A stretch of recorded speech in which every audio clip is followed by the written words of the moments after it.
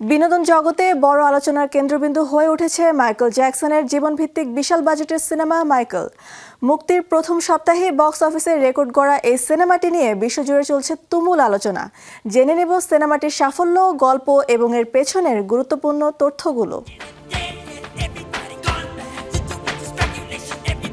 বিশ্ব বক্স অফিসে বড় ধরনের আলোচনার জন্ম দিয়েছে মাইকেল জ্যাকসনের জীবনীভিত্তিক বিশাল বাজেটের সিনেমা মাইকেল।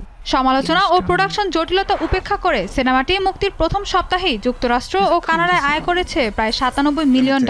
এই ওপেনিং একজন সঙ্গীত শিল্পীর জীবনী নিয়ে তৈরি সিনেমার ইতিহাসের রেকর্ড ব্রেকিং হিসেবে দেখা হচ্ছে।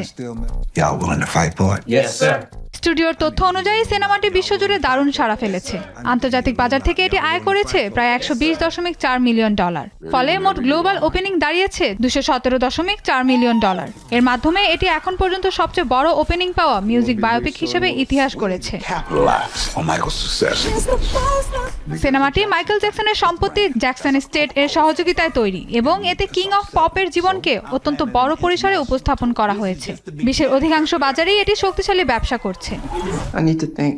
মাইকেল সিনেমাটি মাইকেল জ্যাকসনের জীবনীভিত্তিক বড় বাজেটের বায়োপিক, যেখানে তার সঙ্গীত জীবন, খ্যাতি এবং ব্যক্তিগত সংগ্রাম তুলে ধরা হয়েছে।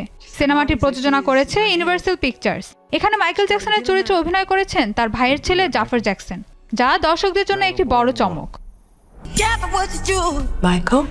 সিনেমায় মাইকেল জ্যাকসনের ছোটবেলা থেকে সুপারস্টার হওয়া পর্যন্ত সব সময়ের গান ব্যবহার করা হয়েছে। কিছু জায়গায় আসল ভয়েসের সঙ্গে নতুন ভোকালও মিক্স করা হয়েছে।